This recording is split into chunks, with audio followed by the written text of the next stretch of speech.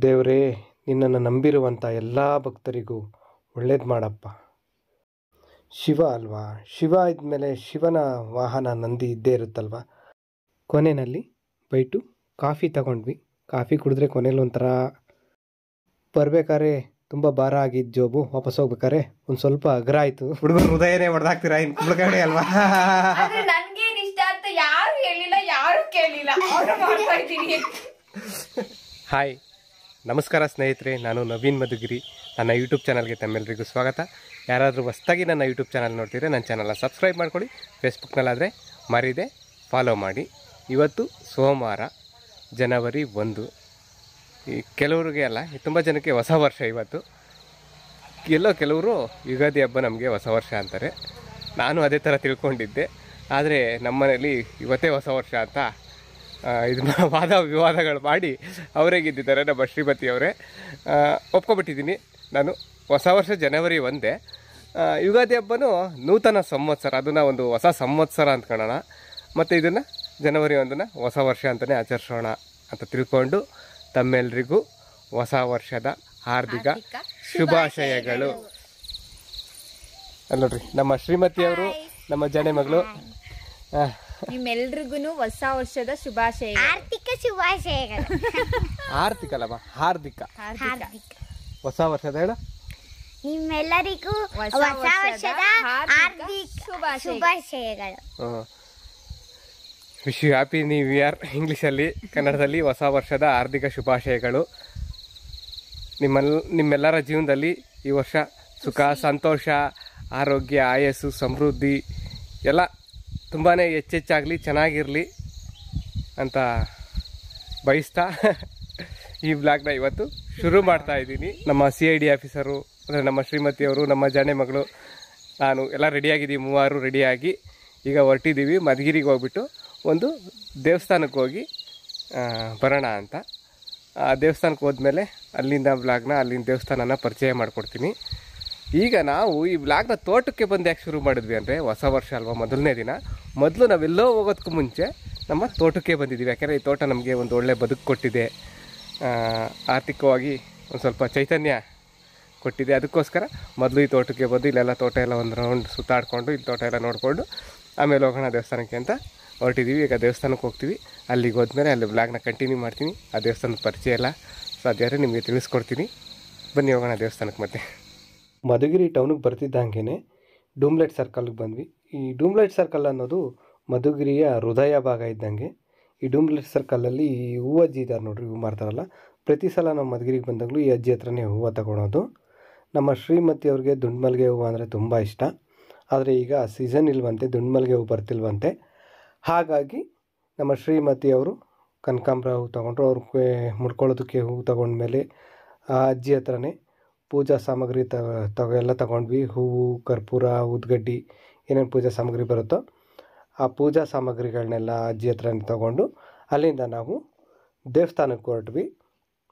ನಮ್ಮ ಏಕಶಿಲಾ ನಗರಿ ಮಧುಗಿರಿನಲ್ಲಿ ಹರಿ ಮತ್ತು ಹರ ಇಬ್ಬರು ನೆಲೆಸಿದ್ದಾರೆ. ಇವು ಜೋಡಿ ಕಳಶಗಳಿದ್ದಂತೆ. ಹರಿ ಅಂದರೆ ಶ್ರೀ ವೆಂಕಟರಮಣ ಸ್ವಾಮಿ, ಹರ ಅಂದರೆ ಶ್ರೀ ಮಲ್ಲೇಶ್ವರ ಸ್ವಾಮಿ.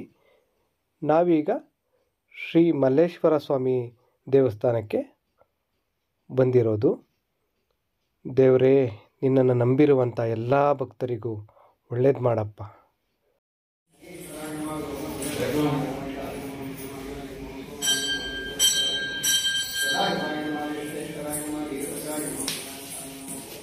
ಈ ಮಲ್ಲೇಶ್ವರ ಸ್ವಾಮಿಯ ಒಂದು ಬದಿಯಲ್ಲಿ ವಿದ್ಯಾಗಣಪತಿಯ ವಿಗ್ರಹ ಇದ್ದರೆ, ಇನ್ನೊಂದು ಬದಿನಲ್ಲಿ ಸುಬ್ರಹ್ಮಣ್ಯ ಸ್ವಾಮಿ ಇದೆ. ಹಾಗೆ ಅದರ ಪಕ್ಕದಲ್ಲೇ ನವಗ್ರಹಗಳಿದ್ದಾವೆ. ಪೂಜೆಗೆ ದೇವಸ್ಥಾನಕ್ಕೆ ಬಂದಿರೋರೆಲ್ಲ ನವಗ್ರಹ ಪ್ರದಕ್ಷಿಣೆ ಮಾಡಿನೇ ಇಲ್ಲಿಂದ ಹೋಗೋದು. ನಮ್ಮ ಶ್ರೀಮತಿಯವರು ಸಹ ನವಗ್ರಹ ಪ್ರದಕ್ಷಿಣೆ ಮಾಡ್ತಿದ್ದಾರೆ. ಶ್ರೀ ಮಲ್ಲೇಶ್ವರ ಅಂದರೆ ಬೇರೆ ಯಾರೂ ಅಲ್ಲ, ಶಂಕರ, ಹರ, ಮಹಾದೇವ, ಶಿವ ಅಲ್ವಾ. ಶಿವ ಇದ್ಮೇಲೆ ಶಿವನ ವಾಹನ ನಂದಿ ಇದ್ದೇ ಇರುತ್ತಲ್ವ. ಹಾಗಾಗಿ ಮಲ್ಲೇಶ್ವರ ಸ್ವಾಮಿಯ ಎದುರಿನಲ್ಲೇ ಈ ನಂದಿಯ ಮಂಟಪ ಇದೆ. ಎಷ್ಟು ಚೆನ್ನಾಗಿ ಕೆತ್ತನೆ ಇದೆ ನೋಡಿ ಈ ನಂದಿ ವಿಗ್ರಹ. ಇದು ದೇವಸ್ಥಾನದ ಕಳಸ ಗೋಪುರ. ಎಷ್ಟು ಎತ್ತರ ಇದೆ ನೋಡಿ. ಇದು ಮುಖ್ಯ ಪ್ರವೇಶ ದ್ವಾರ. ಈ ಮೂಲಕನೇ ನಾವು ದೇವಸ್ಥಾನದ ಆವರಣದೊಳಗೆ ಬರಬೇಕು. ಹಾಗೆ ಈ ದೇವಸ್ಥಾನದಲ್ಲಿ ಇನ್ನೊಂದು ವಿಶೇಷ ಇದೆ ನೋಡಿ. ಶ್ರೀ ವಿಶ್ವೇಶ್ವರ ಲಿಂಗೇಶ್ವರ ಸ್ವಾಮಿ, ಶ್ರೀ ತ್ರಯಂಬಕೇಶ್ವರ ಲಿಂಗೇಶ್ವರ ಸ್ವಾಮಿ, ಶ್ರೀ ವೈದ್ಯನಾಥೇಶ್ವರ ಲಿಂಗೇಶ್ವರ ಸ್ವಾಮಿ, ಶ್ರೀ ನಾಗೇಶ್ವರ ಲಿಂಗೇಶ್ವರ ಸ್ವಾಮಿ, ಶ್ರೀ ರಾಮೇಶ್ವರ ಲಿಂಗೇಶ್ವರ ಸ್ವಾಮಿ, ಶ್ರೀ ಗುಣೇಶ್ವರ ಲಿಂಗೇಶ್ವರ ಸ್ವಾಮಿ, ಶ್ರೀ ಸೋಮನಾಥ ಲಿಂಗೇಶ್ವರ ಸ್ವಾಮಿ, ಶ್ರೀ ಶೈಲ ಮಲ್ಲಿಕಾರ್ಜುನ ಲಿಂಗೇಶ್ವರ ಸ್ವಾಮಿ, ಶ್ರೀ ಮಹಾಕಾಳೇಶ್ವರ ಲಿಂಗೇಶ್ವರ ಸ್ವಾಮಿ, ಶ್ರೀ ಓಂಕಾರೇಶ್ವರ ಲಿಂಗೇಶ್ವರ ಸ್ವಾಮಿ, ಶ್ರೀ ಕೇದಾರೇಶ್ವರ ಲಿಂಗೇಶ್ವರ ಸ್ವಾಮಿ,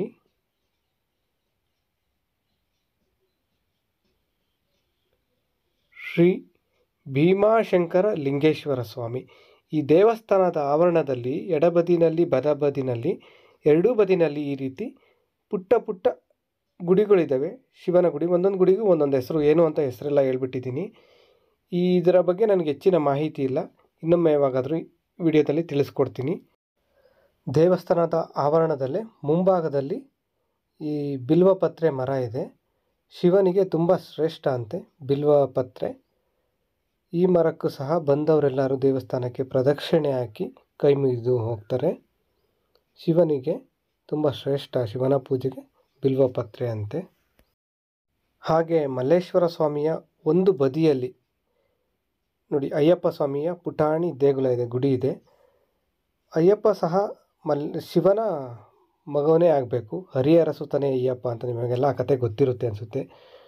ಪಕ್ಕದಲ್ಲೇ ಆ ಬದಿಯಲ್ಲಿ ಗಣೇಶ, ಈ ಬದಿಯಲ್ಲಿ ಸುಬ್ರಹ್ಮಣ್ಯ. ಹಾಗೆ ಇಲ್ಲಿ ಕಾಶಿ ವಿಶ್ವನಾಥನ ಪುಟ್ಟ ಗುಡಿ ಇದೆ. ಇಲ್ಲಿ ಪೂಜೆ ನಡೆದಿದೆ, ಆಗಲೇ ಒಳಗಡೆ ಹೂವು ಎಲ್ಲ ಇಟ್ಟಿದ್ದಾರೆ, ಪೂಜೆ ಮಾಡಿದ್ದು ಬಾಗಿಲಿಟ್ಟಿದ್ದಾರೆ. ಮುಖ್ಯವಾಗಿ ಮಲ್ಲೇಶ್ವರ ಸ್ವಾಮಿಗೆ ಪೂಜೆ ನಡೆಯೋದು, ಇದೆಲ್ಲ ಬೆಳಗ್ಗೆನೇ ಪೂಜೆ ಮಾಡಿರ್ತಾರೆ ಇಲ್ಲೆಲ್ಲ. ಇದು ದಕ್ಷಿಣಾಮೂರ್ತಿ ದೇಗುಲ ಸಹ ಇದೆ ನೋಡ್ರಿ ಇಲ್ಲಿ, ಇದಕ್ಕೂ ಸಹ ಎಲ್ಲ ಆಗಲೇ ಪೂಜೆ ನಡೆದುಬಿಟ್ಟಿದೆ. ನಾನಾಗಲೇ ನಿಮ್ಗೆ ಹೇಳಿದೆ ಮಲ್ಲೇಶ್ವರ ಅಂದರೆ ಶಿವ ಅಂತ. ಶಿವ ಇದ್ಮೇಲೆ ಪಾರ್ವತಿ ಇರೋದಿಲ್ವ. ಮಲ್ಲೇಶ್ವರ ಸ್ವಾಮಿಯ ಗುಡಿ ಪಕ್ಕದಲ್ಲೇ ಹೊಂದಿಕೊಂಡಂತೆ ಇನ್ನೊಂದು ಗುಡಿ ಇದೆ, ಅದು ಪಾರ್ವತಿ ಅಮ್ಮನವರ ಗುಡಿ ದೇವಸ್ಥಾನ. ಇಲ್ಲೂ ಸಹ ಮಂಗಳಾರತಿ ಪೂಜೆ ಎಲ್ಲ ನೆರವೇರಿದೆ ಆಗಲೇ. ಇಲ್ಲೂ ಸಹ ನಾವು ಕೈ ಮುಗಿದು ದೇವಸ್ಥಾನದ ಪ್ರದಕ್ಷಿಣೆಗೊಟ್ಟಿದ್ದೀವಿ. ದೇವಸ್ಥಾನ ಪ್ರದಕ್ಷಿಣೆ ಹಾಕುವಾಗ ನನಗೆ ಇನ್ನೊಂದು ವಿಶೇಷ ಕಾಣಿಸ್ತೇನೆಂದರೆ, ದೇವಸ್ಥಾನದ ಹಿಂಬದಿಯಲ್ಲಿ ಸುತ್ತಲೂ ಈ ರೀತಿ ಕಲ್ಲಿನ ಮಂಟಪ ಇದೆ. ಈ ಮಂಟಪ ಯಾಕಾಗಿ ಮಾಡಿದರು ಆ ಕಾಲದಲ್ಲಿ ದೇವಸ್ಥಾನ ಕಟ್ಟಬೇಕಾದ್ರೆ ಅನ್ನೋದ್ರ ಬಗ್ಗೆ ನಂಗೆ ಮಾಹಿತಿ ಗೊತ್ತಾಗಿಲ್ಲ. ದೇವಸ್ಥಾನ ಪ್ರದಕ್ಷಿಣೆ ಹಾಕಬೇಕಾದ್ರೆ ನನಗೆ ಇದು ಕಚೇರಿ ಥರ ಕಾಣಿಸ್ತು. ದೇವಸ್ಥಾನದ ಮುಂಭಾಗದಲ್ಲಿ ಬಿಲ್ವಪತ್ರೆ ಮರ ನೋಡಿದ್ರಲ್ಲ, ಹಿಂಭಾಗದಲ್ಲಿ ಬನ್ನಿ ಮರ ಇದೆ. ದೇವಸ್ಥಾನ ಪ್ರದಕ್ಷಿಣೆ ಹಾಕಕ್ಕೆ ಬಂದಿರೋರೆಲ್ಲರೂ ಈ ಬನ್ನಿ ಮರ ಈ ಮರಕ್ಕೂ ಸಹ ಪ್ರದಕ್ಷಿಣೆ ಹಾಕಿ ಕೈ ಮುಗಿದು ಮುಂದೆ ಹೋಗೋದು. ಇದು ನೋಡಿ, ಹಿಂಬದಿಯಿಂದ ದೇವಸ್ಥಾನದ ಗರ್ಭಗುಡಿಯ ಇದನ್ನು ಕಳಶ ಗೋಪುರ ಎಷ್ಟು ಚೆನ್ನಾಗಿ ಕಾಣುತ್ತೆ. ಈ ವ್ಲಾಗ್ ಮಾಡಿದ್ದು ನಾನು ಜನವರಿ 1ನೇ ತಾರೀಕು, ಆದರೆ ಇದನ್ನು ಎಡಿಟ್ ಮಾಡಿ ನಾನು ಅಪ್ಲೋಡ್ ಮಾಡಬೇಕಾದ್ರೆ 3-4 ದಿನ ಕಳೆದೋಯ್ತು. ಸಮಯ ಇಲ್ದಿದ್ದರಿಂದ ಈ ರೀತಿ ತಡ ಆಯಿತು. ಹಾಗೆ ಇಲ್ಲಿ ಒಂದು ಕಡೆ ಭಂಡಾರ ವಿಭೂತಿ ಎಲ್ಲ ಇದೆ. ನಿಮಗೆ ಅಚ್ಚರಿ ಅನ್ನಿಸ್ಬೋದು, ಇದೇನು ಹೀಗೆ ವಿಭೂತಿ ಪರಸ್ಪರ ಕುಂಕುಮ ಎಲ್ಲ ಇಟ್ಕೋತಾ ಇದ್ದಾರೆ ಅಂತ. ಅದು ನಾವು ಒಬ್ರಿಗೆ ಮತ್ತೊಬ್ರಿಗೆ ತೋರಿಸುವಂಥ ಪ್ರೀತಿ, ಇದು ಪ್ರೀತಿಯ ತೋರ್ಪಡಿಕೆ. ನಾವೆಲ್ಲೇ ಹೋದರೂ ದೇವಸ್ಥಾನ ಹತ್ರ ಹೀಗೇ ನಾವು ಒಬ್ರಿಗೊಬ್ರಿಗೆ ಪರಸ್ಪರ ಕುಂಕುಮ ಭಂಡಾರ ಎಲ್ಲ ಹಣೆಗಿಟ್ಕೊಳ್ಳೋದು.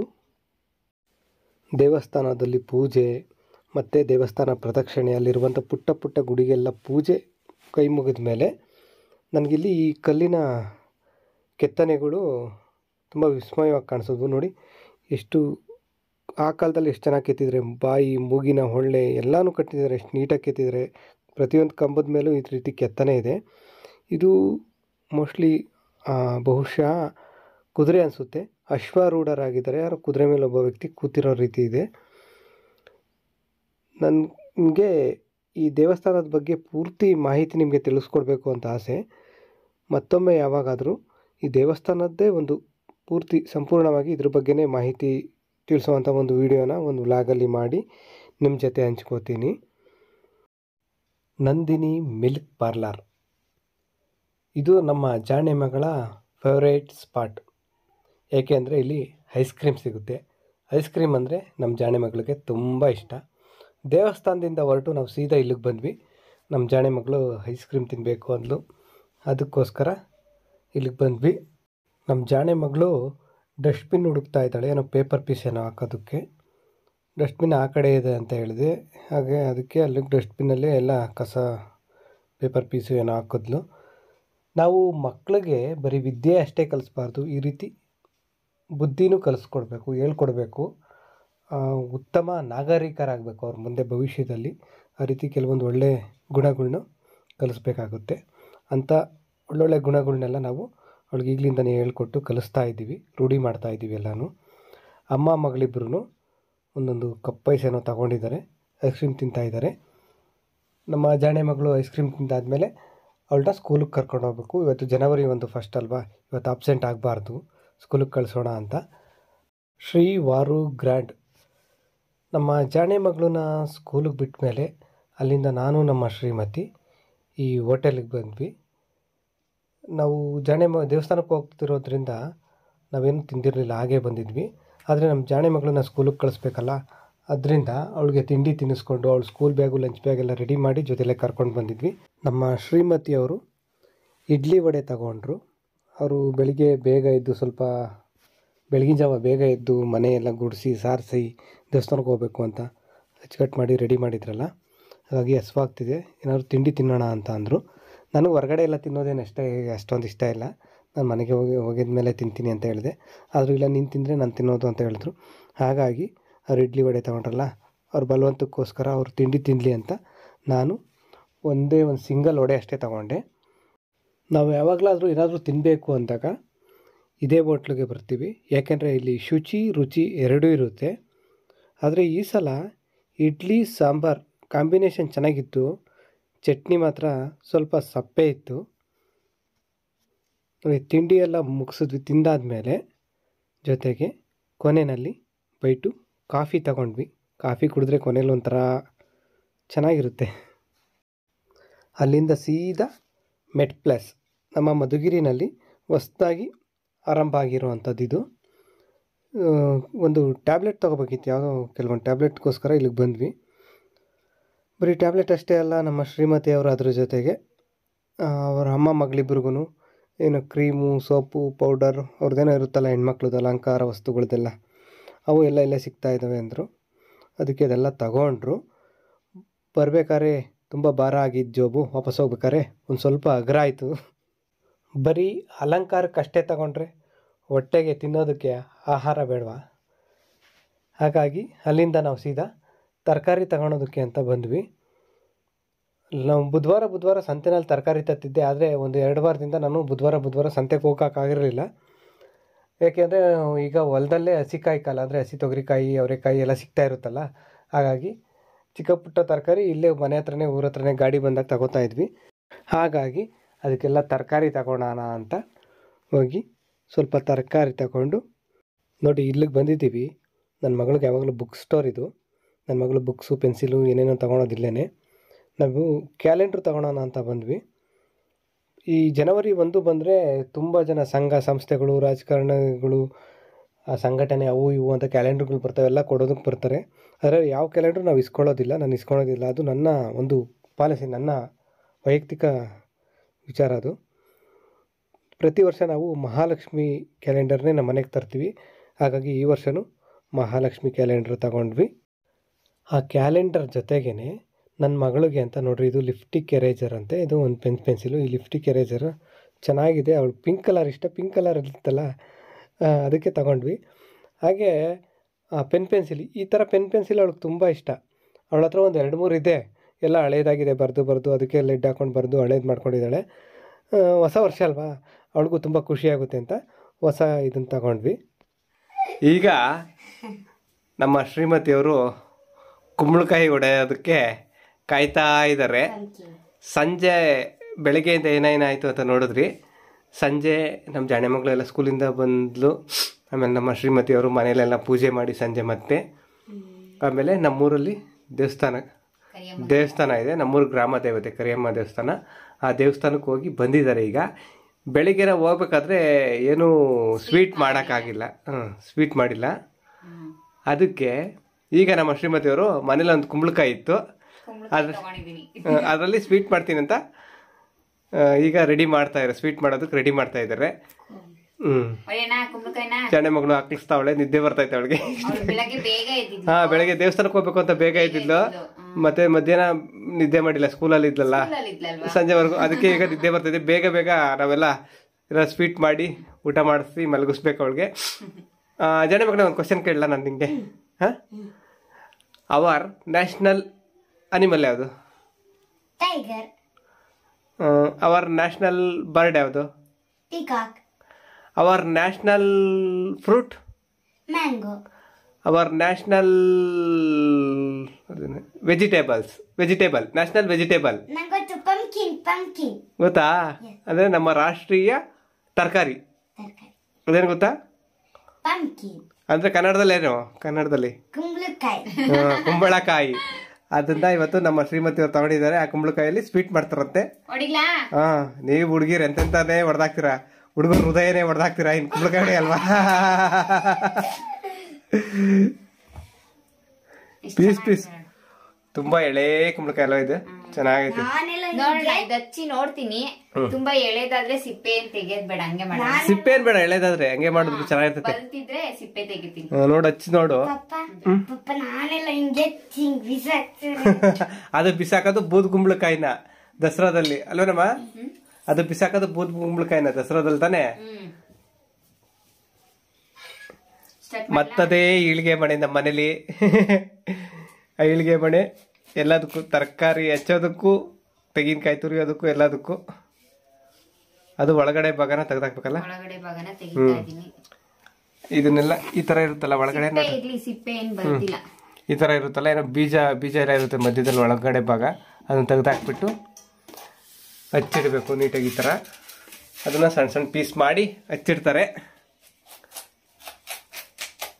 ಬೀಜನೇ ಇಲ್ಲ ನೋಡಿ, ಎಷ್ಟು ಎಳೆದ್ ನೋಡು. ತುಂಬಾ ಎಳೆದಾದ್ರೆ ಸಿಪ್ಪೆ ಅಂತ ತೆಗಿಬೇಡ. ಬೀಜ ಹೆಂಗೈತ್ ನೋಡು. ಕುಂಬಳಕಾಯಿ ಬೀಜ ಎಳೆದಿನ್ನು ಜಾಸ್ತಿ ಎಳೆದು. ಇದನ್ನು ನಾವು ಮುಸ್ರೆಗೆ ಹಾಕ್ತಿವಿ, ಹಸು ತಿನ್ನುತ್ತೆ. ಮುಸ್ರೆಗೆ ಹಾಕಿದ್ರೆ ಹಳ್ಳಿ ಕಡೆ ಏನು ವೇಸ್ಟ್ ಆಗಲ್ಲ. ಮನುಷ್ಯ ತಿಂದಿಲ್ಲ ಅಂದ್ರೂ ಹಸನಾದ್ರೂ ತಿನ್ನುತ್ತೆ. ಜಾಣೆ ಮಗಳಿಗೆ ಆಗ್ಲೇ ನಿದ್ದೆ ಗಂಡು ಒಂಥರ. ಬೇಗ ಬೇಗ ಮಾಡಮ್ಮ. ಬೆಳಗ್ಗೆ ಬೇಗ ಇದ್ದಿದ್ಲಲ್ವಾ, ಅದಕ್ಕೆ ಎರಡೆರಡು ಪೀಸ್ ಮಾಡ್ತಿದ್ದೆ. ಅದ್ರಾಗ ಮತ್ತೆ ಎರಡೆರಡು ಪೀಸ್ ಏನಮ್ಮ ಈ ತರ ಇದ್ರಲ್ಲಿ ಒಂದ್ರಲ್ಲಿ ಎರಡೆರಡು ಪೀಸ್ ಮಾಡ್ತಿತ್ತು, ಅದ್ರಲ್ಲಿ 2 ಪೀಸ್ ಮಾಡ್ಲಿಲ್ಲ. ಚಿಕ್ಕದೇನ ದೊಡ್ಡದ್ರಲ್ಲಿ 2 ಪೀಸ್ ಮಾಡುತ್ತೆ, ಚಿಕ್ಕದಿದ್ರೆ ಒಂದೇ ಪೀಸ್ ಮಾಡುತ್ತೆ ಅಷ್ಟೇ ಅಲ್ವೇನಮ್ಮ? ಅದ್ ನೋಡಿ ದೊಡ್ಡದಾಗಿಲ್ವಾ? ಅದು ಇನ್ನು ಸಣ್ಣ ಸಣ್ಣ ಕಟ್ ಮಾಡ್ಬೇಕು ಜನೆ. ನಾನು ಒಂದೇ ಸರಿ ಒಳಗಡೆ ಇವಾಗ ಸಣ್ಣ ಇವಾಗ ಉದ್ದುದ ಪೀಸ್ ಮಾಡಿ ಅದನ್ನ ತಿರ್ಗಾ ಸಣ್ಣ ಸಣ್ಣ ಪೀಸ್ ಮಾಡ್ಬೇಕು. ಸಣ್ಣ ಸಣ್ಣ ಮತ್ತೆ ಚಿಕ್ಕ ಚಿಕ್ಕ ಪೀಸ್ ಮಾಡಿ ಆಮೇಲೆ ನಿಂಗೆ ಸ್ವೀಟ್ ಮಾಡ್ಕೊಡೋದು. ನಿಂಗೆ ಇಷ್ಟನಾ ಜನವಾಗ್ಲೇ? ಈ ಕುಂಬಳಕಾಯಿ ಅಂದಾಗ ನನಗೊಂದು ಇನ್ಸಿಡೆಂಟ್ ಘಟನೆ ನೆನಪಾಗ್ತೈತೆ. ಏನಪ್ಪಾ ಅಂತದು? ಏನ್ ಗೊತ್ತಾ, ಅವಾಗೆಲ್ಲ ಕುಂಬಳಕಾಯಿ ಎಲ್ಲ ಬರೀ ಈ ತರ ತರಕಾರಿ ಯಾರು ತಗೋತಾ ಇರಲಿಲ್ಲ, ತರಕಾರಿ ಇದ್ ಮಾಡ್ತಿರ್ಲಿಲ್ಲ ಜಾಸ್ತಿ. ಕುಂಬಳಕಾಯಿ ಹೀರೆಕಾಯಿ ಎಲ್ಲ ಹೊಲದಲ್ಲೇ ಬೆಳ್ಕೊಂಡವ್ರು. ಈ ಮೆಣಸಿನ ಗಿಡ ಹಾಕೋರು. ಮೆಣಸಿನ ಗಿಡದಲ್ಲಿ ಅರಿಗಿನಾಗ ಕುಂಬಳಕಾಯಿ ಹಾಕ್ಬಿಟ್ರೆ ಏರಿನಾಗೆ ಅಲ್ಲಿ ಇಲ್ಲಿ ಬೆಳ್ಕೊಂಡ್ ಬೆಳ್ಬಿಡೋದು, ಕುಂಬಳಕಾಯಿ ಬಿಡೋದು ಮಸ್ತಾಗೆ. ಈಗ ಯಾವ್ದೇ ಊರ್ಗ್ ಹೋದ್ರು ನಾವು ಕುಂಬಳಕಾಯಿ ಬೆಳೆದ್ರೆ ನಮ್ಮ ಮನೆಗೆ ಯಾರು ಅನ್ಕೊಂಡ್ರೆ ನೆಂಟ್ರು ಅವ್ರು ಕುಂಬಳಕಾಯಿ ಕೊಟ್ಟು ಕಳ್ಸೋದು, ತರಕಾರಿ ಹೀರೆಕಾಯಿ ಈ ತರ ಕೊಟ್ಟು ಹಂಗ ಮಾಡೋರು. ನಮ್ಮ ಅಜ್ಜಿ ಊರ್ಗಳಿಗೆಲ್ಲ ಕರ್ಕೊಂಡು ಹೋಗೋದು, ಅವ್ರ ಊರಿಗೆಲ್ಲ. ಅವ್ರ ಅಂದ್ರೆ ಅವ್ರ ತವ್ರ ಮನೆ, ಅವ್ರ ಅಕ್ಕ ತಂಗಿರ ಊರಿಗೆಲ್ಲ. ಒಂದ್ಸಲ ಭಕ್ತರಳ್ಳಿ ಕರ್ಕೊಂಡು ಹೋಗಿತ್ತು. ಭಕ್ತರಳ್ಳಿ ಅಂದ್ರೆ ಇದು ದಾಸರಳ್ಳಿ. ಒಂದ್ಸಲ ಫಂಕ್ಷನ್ಗೆ ಹೋಯ್ತು ದಾಸರಳ್ಳಿ ಗೇಟ್ ಅಲ್ಲಿಂದ ಮುಂದೆ. ಅದು ಅವ್ರ ತಂಗಿ ಊರು, ಅದು ನಮ್ಮ ಅಜ್ಜಿ ಅವ್ರ ತಂಗಿ ಊರು, ಅವ್ರ ಅಜ್ಜಿ ಅವ್ರ ಊರು. ಅಲ್ಲಿಗೆ ಹೋಗಿದ್ವಿ, ಅಲ್ಲಿದ್ವಿ. ಮತ್ತೆ ಬರ್ಬೇಕಾದ್ರೆ ವಾಪಸ್ಸು ಆ ಅಜ್ಜಿ ಏನಾರ ತರಕಾರಿ ಏನಾರ ಕೊಟ್ಟು ಕಳಿಸು. ಕುಂಬಳಕಾಯಿ ಬೆಳೆದಿತ್ತು, ಕುಂಬಳಕಾಯಿದು ಹಣ್ಣಾಗಿತ್ತು. ಅದು ಇಷ್ಟು ಚಿಕ್ಕದಲ್ಲ, ಇದು ಚಿಕ್ಕದು ತಪ್ಪಂದು. ನಮ್ಮ ಅಜ್ಜಿ ಬಟ್ಟೆ ಬ್ಯಾಗು ಎಲ್ಲ ಒತ್ಕಡೆ ತಲೆ ಮೇಲೆ. ಅಂದ್ರೆ ಅವಾಗ ಗಾಡಿ ಇರಲಿಲ್ಲ, ಬಸ್ಸಲ್ಲಿ ನಡ್ಕೊಬರು. ಎಷ್ಟು ಒಂದು 2-3 ಕಿಲೋಮೀಟರ್ ಆಗ್ತೈತೆ ಅನ್ಸ್ತೈತೆ. ಭಕ್ತರಹಳ್ಳಿಯಿಂದ ದಾಸರಹಳ್ಳಿ ಗೇಟು, ಭಕ್ತರಹಳ್ಳಿಯಿಂದ ನಡ್ಕೊ ಬರ್ಬೇಕು. ನಮ್ಮ ಅಜ್ಜಿ ಬಟ್ಟೆ ಬ್ಯಾಗು ಏನೋ ತಲೆ ಮೇಲೆ ಇತ್ಕಡೈತೆ, ನಾನು ತಲೆ ಮೇಲೆ ಕುಂಬಳಕಾಯಿ ಹೊತ್ತೈತೆ. ನಾನು ಕುಂಬಳಕಾಯಿ ಹೊತ್ಕೊಂಡು ಬರ್ತಾ ಇದ್ದೆ. ನಾವು ಚಿಕ್ಕಡು ಹತ್ತೈತ ನೋಡ್ಕೊಂಡು ಬರೋದು, ಒಂದು ಅರ್ಧ ತಾರೀಕು ಬರೋದು. ಬರುವಾಗ ಅದು ಹತ್ತೈತ ನೋಡ್ವಾಗ ಅದು ಯಾಕೆ ತಲೆ ಮೇಲೆ ಜಾರ್ತೋ ಕೈ ಜಾರ್ ಬಿತ್ತೋ ಗೊತ್ತಿಲ್ಲ, ಕುಂಬಳಕಾಯಿ ಕೆಳಗೆ ಬಿತ್ತು ರೋಡ್ನಾಗೆ. ತಪ್ಪತ್ತ 2 ಪೀಸ್ ಆಗಿತ್ತು ಕುಂಬಳಕಾಯಿ. ಕುಂಬಳಕಾಯಿ 15 ಆಗ್ತದೆ ಕುಂಬಳಕಾಯಿ ನೋಡೋದು ನನಗೆ. ಆಮೇಲೆ ನಿಂಗೆ ಇನ್ನೊಂದು ವಿಷಯ ಗೊತ್ತಾ, ಈ ತರದ್ದು ತೊಟ್ಟು ಬರುತ್ತಲ್ವಾ? ನನಗೂ ಗೊತ್ತು, ನಾನು ಹೇಳ, ನೀನ್ ಹೇಳೋದಲ್ಲ, ನಾನು ಹೇಳ್ತೀನಿ. ತೊಟ್ಟು ಇಲ್ಲ, ನಿನಗೆ ಗೊತ್ತಲ್ಲ, ನಾನು ಹೇಳ್ತೀನಿ. ಕುಡಿಲ್ಲ ಕುಂಬಳಕಾಯಿ ತೊಟ್ಕೊಂಡು ಹೇಳ್ತೀನಿ. ನನಗೆ ಗೊತ್ತಿರೋದು ನಾನು ಹೇಳ್ತೀನಿ, ಅದು ಹೌದು ಅಲ್ವಾ ಅಂತ ಹೇಳು ನೀನು. ನಾನು ಅದನ್ನೇ ಹೇಳಕ್ ಬಂದಿದ್ದು. ಹೌದಾ? ಅಂದ್ರೆ ತಲೆಗೆಲ್ಲ ದೋಸೆ ಹೆಂಚ್ಗೆ ಈ ತರ ಎಲ್ಲ ಹಿಂಗ ಎಣ್ಣೆ ಸವರೋದು, ಸ್ಪೂನ್ ಅಲ್ಲಿ ಇದ್ ಮಾಡ್ತೀವಲ್ಲ ಆ ತರ ಎಣ್ಣೆ ಸವರೋದು. ಇದ್ರಲ್ಲಿ ಕುಂಬಳಕಾಯಿ ತೊಟ್ಟಲ್ಲಿ ದೋಸೆ ಮಾಡಿದ್ರೆ ಮೇಲೆ ಹಿಂಗ ಎಣ್ಣೆ ಹಾಕ್ತಿವಲ್ವಾ, ಹಂಗ ಎಣ್ಣೆ ಹಾಕ್ತಾ ಇರ್ಲಿಲ್ಲ ಅವಾಗ. ಕುಂಬಳಕಾಯಿ ತೊಟ್ಟಲ್ಲಿ ಉಜ್ಜೋರು ದೋಸೆ ಹೆಂಚ್ನ ಉಜ್ಜೋರ್ ಹಂಗೆ. ಹಂಗೆ ಉಜ್ಜಿ ಬಿಡೋದು. ನೋಡ್ರಿ ಮಗ್ಲೇ ಇಷ್ಟಿಷ್ಟು ಕಟ್ ಮಾಡಿ ಹಾಕ್ಬೇಕು ನೋಡ್ರಿ. ಇದೆಲ್ಲ ಉದ್ದುದ್ದಕ್ಕೆ ಹಚ್ಕೊಂಡ್ರು. ಈಗ ಸಣ್ಣ ಸಣ್ಣ ಪೀಸ್ ಮಾಡ್ತಾವ್ರಿ. ಇವಾಗಿಂದ ಯಾಕೆ ತೋರಿಸ್ಕೊಡ್ತಾ ಇದ್ದೀನಿ ಅಂದ್ರೆ, ನನ್ ಮಗಳು ನೆಕ್ಸ್ಟ್ ವಾರ ಒಂದ್ ಕುಂಬಳಕಾಯಿ ತಂದು ಮಾಡ್ಸೋಣ ನನ್ ಮಗಳು ಮಗಳ ಏನ್ ಗೊತ್ತಾ, ಮನೆಯೇ ಮೊದಲ ಪಾಠಶಾಲೆ, ತಾಯಿಯೇ ಅದಕ್ಕೆ ಗುರು ಹೇಳ್ಕೊಟ್ಟಿದ್ದಾರೆ. ಶಿಷ್ಯ ನೀನು ಕಲ್ತ್ಕೊ ನೀಟಾಗಿ ಅಡಿಗೆ ಮಾಡೋದಿಲ್ಲ, ಆಯ್ತಾ? ನಿಂಗೆ ಇನ್ನೊಂದ್ ವಿಷಯ ಗೊತ್ತಾ, ದೋಸೆ ಹೆಂಚಿಗೆ ಬರೀ ಇದಷ್ಟೇ ಅಲ್ಲ, ತೆಂಗಿಂದು ಗುಂಚು ಬರೋದು.